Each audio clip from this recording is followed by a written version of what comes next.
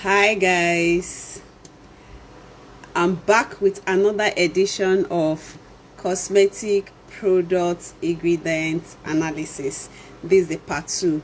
I've had part 1 before where I discussed I think it was which product was that? I can't remember the products, but today I'm going to be talking about this product. I don't know if you've used it before, or if you get to go to a store and you see it, you might want to try it or not.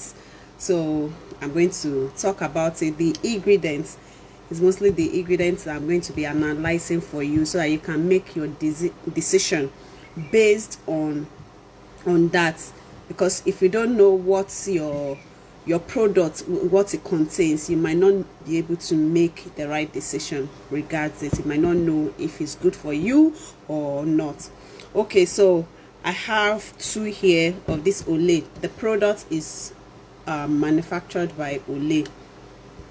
I have the Ultra Moisture Shea Butter, but it's a body wash, and then I have the Age Define Vitamin E B complex. They are both B3 complex, so we're going to be discussing both of them. I will, after going through the ingredients, most of it are the same. Most of the ingredients are the same. The only one that there are only about 2 ingredients or so that are different. Okay, if you are joining us, thank you very much for being here. If you have any question, kindly drop it as I talk. Okay, so let me read about this Ultra Moisture Shea Butter. Said beautiful, healthy skin you can see and feel. Olay's proprietary skincare formula. Okay, this is like taking too much of your data. So directions, lather with puff and rinse. Same with this. But the thing is, for this, for the Age Defying Vitamin E, they said is a proprietary skincare blend that hydrates the skin, plump surface skin cells, locking in natural moisture, which is the same thing they said about the Ultra Moisture Shea Butter. So now let's dive into the ingredients, which is the main reason why we are here. I'll be using the shea butter, and then when I get to where they are different, then I will discuss it. The first ingredient on this list is water. Water, you can see it in some products as aqua. So most ingredients are written they have it as aqua. Then there, water is used to dilute this product. Okay, is the solvent, is the diluent. Without the water, it just be like putting solid things, bulky, things together that may not work well together. Okay, so water is important in products and is also important on the skin or hair, depends on what you're using it for, but this is a body wash, so we'll go with the skin. Is important. Don't think because it has water it's not going to work, because water has its benefits. All right, so it contains petrolatum. That's your if you use Vaseline, then you should know what petrolatum is. It's an emollient which works as an occlusive. That is, it moisturizes your skin, and then when after you've applied it, it stays on the skin layer, so it prevents water loss from your skin. So if you don't, if for products, especially dry skin kind of products, petrolatum is usually used in it. If you don't see petrolatum, then you can see synthetic ingredients such as dimeticum. They kind of like work the same way, occlusive ingredients, so they stay on the top layer of the skin to prevent water loss from your skin. After that, when you wash your body, you might start your skin might get dry, might feel dry. So that's why this ingredient is here. And from where the ingredient is, that means is in high percentage. The water content here is the highest, followed by the petrolatum, same as this one. Okay, and the next ingredient is sodium tridesert sulfate. Sodium tridesert sulfate. This sulfate, this is a cleansing product, is a surfactant which cleanses the skin. It gives the product the foaming, the cleansing, the washing off the dirt of your skin. So without surfactant, you cannot have body wash. Without surfactant in this, you cannot have this kind of this thing. So it is a very important ingredient. It's a functional ingredient. When we say functional in cosmetics, it means a product, an ingredient that has to be in a product for it to work. You cannot have a cleansing product without a surfactant. But now the only thing is, if you have sensitive skin, you have to watch out for the kind of surfactant product you use, because some can be irritating on the skin, and which is what most sulfate ingredients are. That's why most brands are turning away from sulfate ingredients. This contains sulfate. There are different kind of sulfate ingredients. So if you don't want any sulfate ingredients, then that means you cannot use this product. You cannot use this Olay, even if they sell it as natural or this thing. No, you cannot use it because it contains sulfates, and sulfates can irritate the skin. Now the next ingredient list is sodium chloride. Sodium chloride is salt, and once you have sulfates in any ingredient, in any product, you will have you will mostly see sodium chloride, which is used to thicken that product. So this here salt is working as a viscosity enhancer, as in this product is what is used to thicken it up. But there's certain percentage at which you can use salt to thicken a product, which is why, and then you there might be something else you might be looking for, like the way it looks, which is why some other viscosity enhancers are also added in order to get that that thing that they want, the way it looks. Okay, so you can use ordinary salt to thicken your sulfate ingredients, surfactants, but for this we have other viscosity enhancer. Okay, so let's go to another ingredient, cocamidopropyl benzene. Okay, this is another type of surfactant, just like your sulfates. But the only thing is, cocamidopropyl benzene can be used by all skin type. Like is amphoteric, it can be used by even children. Is less irritating, and where you see any surfactant is usually included in the product, in body wash, in hair wash, so that it will reduce the way the product, the surfactant would have irritate the skin. Okay, so instead of using 20% of sulfate, you can use maybe like 15% of the sulfate or any other kind of cleansing surfactant, and then remove the remaining surfactant and use it as your cocamidopropyl benzene, so that it will be less irritating and it will still foam. Okay, so that's for benzene. Just is also a cleansing ingredient. Then we have fragrance. Fragrance is just to give it good scent, so that you will not buy a product and say, oh, it doesn't smell good, and you might not want to come for it again. Okay, so now when you are listing ingredients, and most times when you have any other ingredients that comes after fragrance, is usually that maybe the other ingredients are not up to 1% in that product.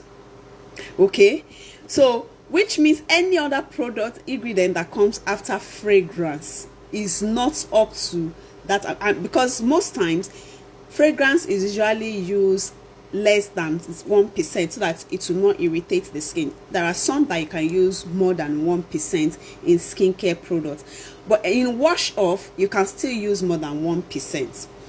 But for this particular product that is there, is a cleansing product, so we can still assume is more than 1%. Niacinamide is after it.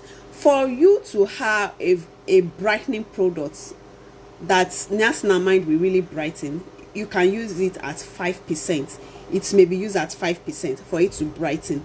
But for where it is on this ingredient list, this, if you are looking to brighten your skin, this is not what you will be using to say you want to brighten your skin, just because you see niacinamide inside it and you've heard niacinamide brightens the skin.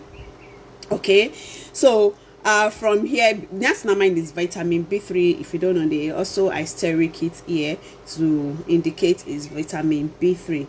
So for here, it might be that skin conditioning, because niacinamide does a lot of other things on the skin without actually brightening the skin, so you can get the other benefits. Then we have butyrospamon packing. That's your shea butter. Now for this one, it doesn't contain the shea butter. For this, it contains tocopherol acetate instead. That is vitamin B, vitamin E. There are different types of vitamin E, tocopherol and then tocopherol acetate. Acetate is good for the skin, but it is not protecting the product. Tocopherol protects the product and it protects the skin, so that's the difference between them. Tocopherol is usually more expensive than tocopherol acetate. So if you are using this is okay. They say vitamin vitamin E and then shea butter. That's the difference between these two. So if you are looking to make a decision and know which one to buy, you can go with any of the two. You might get the same benefit. You won't even see any difference at all because of even the percentage at which. And vitamin tocopherol acetate, you don't use high percentage like that in products. So and what to reiterate this, some ingredients in cosmetic products are just for marketing purpose, just to sell. Okay, just to say I have shea butter in my product, I have shea butter in this. That doesn't mean the shea butter is really doing anything much in it. And for wash, body wash, shampoo, or anything that you cleanse, we usually add little emollients, plant oils, and things like that, because we want it to be foamy. So if you add too much of this butter or oil into it, it will reduce the foaming ability. So which is why this is like, I would say the shea butter in it, the vitamin E in it is for marketing purpose. Okay, so we have sodium citrate. Sodium citrate, this is is used as a neutralizing ingredient to neutralize the metal ions. That is, when you formulate any product with water, if it contains water, then if you don't add this kind of ingredients, it can affect the product.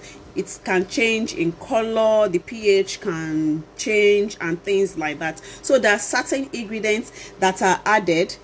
There are certain ingredients that are added to formulation in order to make it last longer and to keep to the way it was formulated. So that's what this sodium citrate is doing here. And then sometimes it's used in adjusting pH. So it might be here to just adjust pH. It might not really be doing much there too. Okay, and like that's it. It might not have any benefits on, doesn't have any benefit on the skin. Now we have guar hydroxypropyl trimonium chloride. That is cationic guar gum. This particular gum is cationic. That is, it's used as a viscosity enhancer in both skincare and hair care products. Usually any hair care product you see that has gum in it, you usually see guar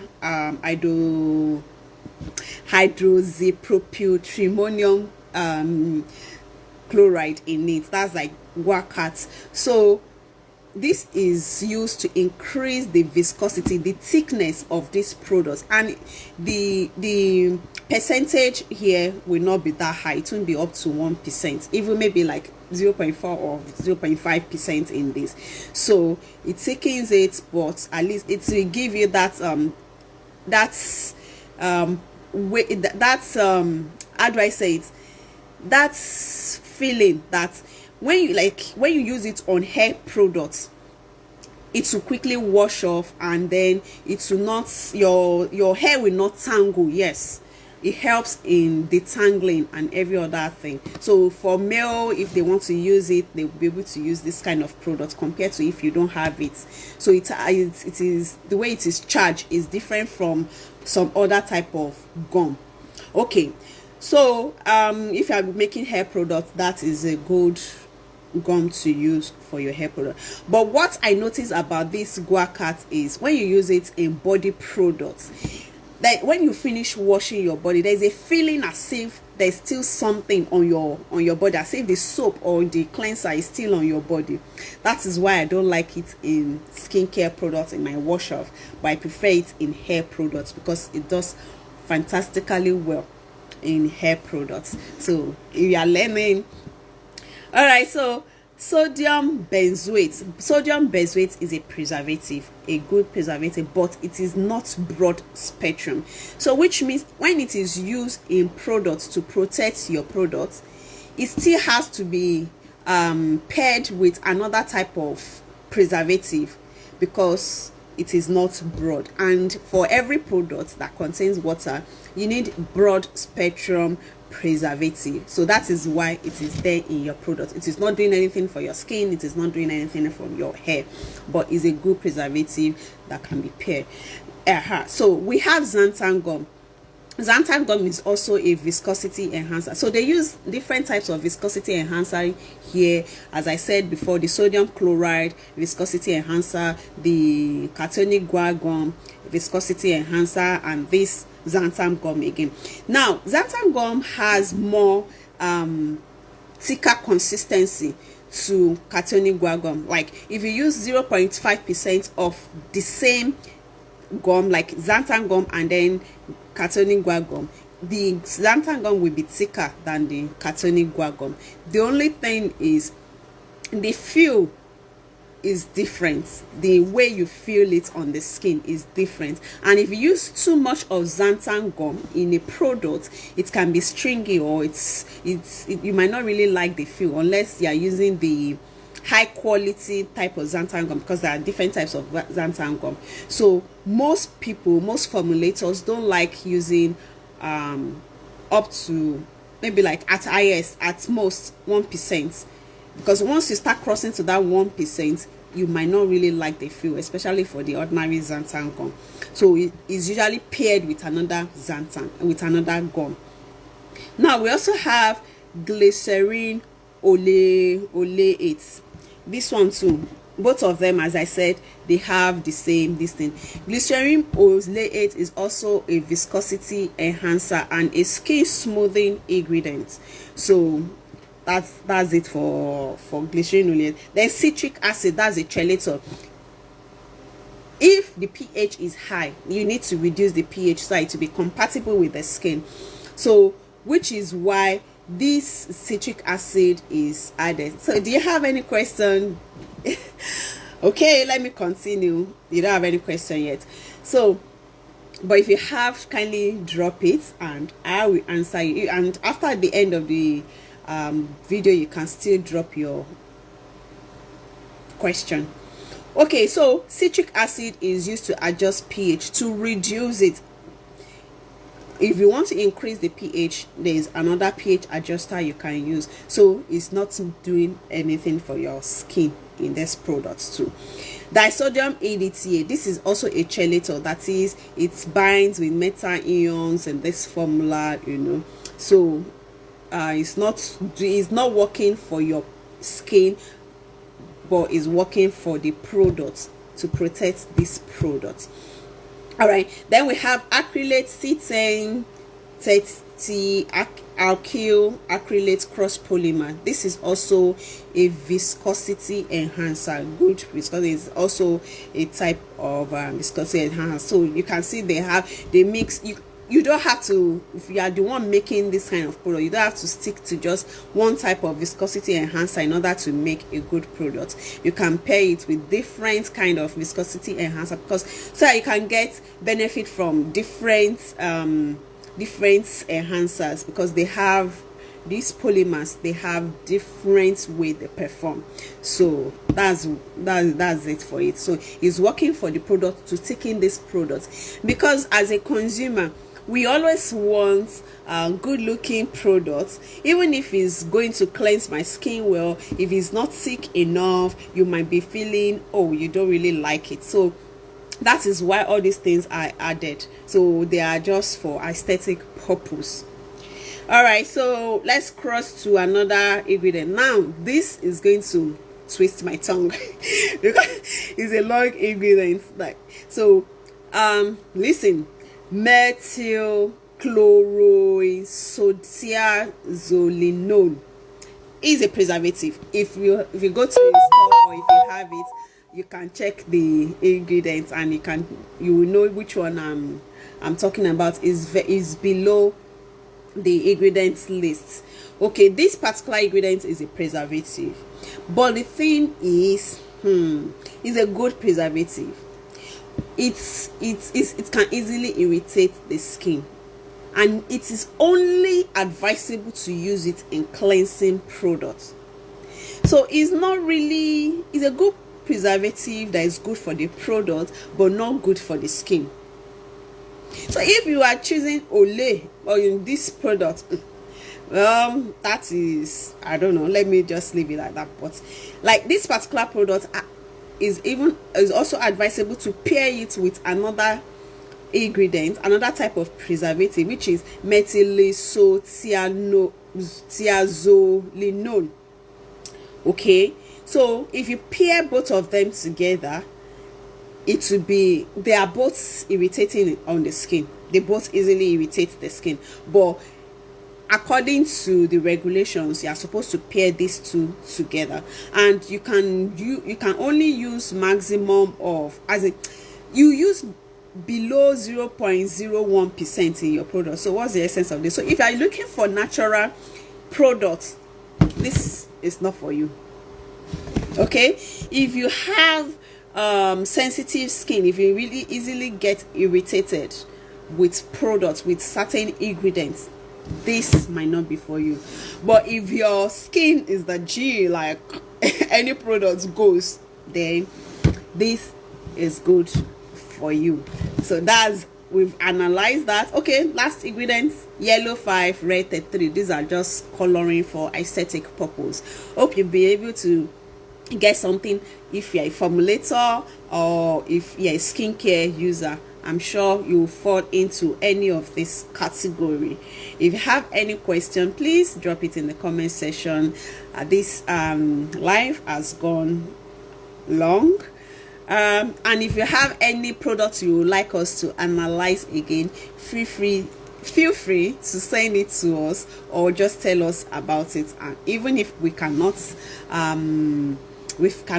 have it handy, we can just Google it for you and analyze it for you to know if it's good for your skin or not. So as for me, if I'm the one, I will not go near this, because anything, I find out that any body wash that contains sulfate irritates my skin, so I don't even go near it. So if you're that type too, please stay away from this. But if you're the type that can go with that any products, that you can go with this. If you're team natural, please forget the okay, I'm not here to, so yeah, it's big, and I think the price, I'm not sure of the price. I think I was selling for at a point 3.5. I don't now. If you want it, you can get it. Just send us a DM. Okay, that's all for today. We are done. I've conquered another live show. Okay, if you enjoyed this, please comment below. All right, Thank you for joining us. If you are just joining, we are done, but I'm waving to you. Bye bye, take care, and God bless you.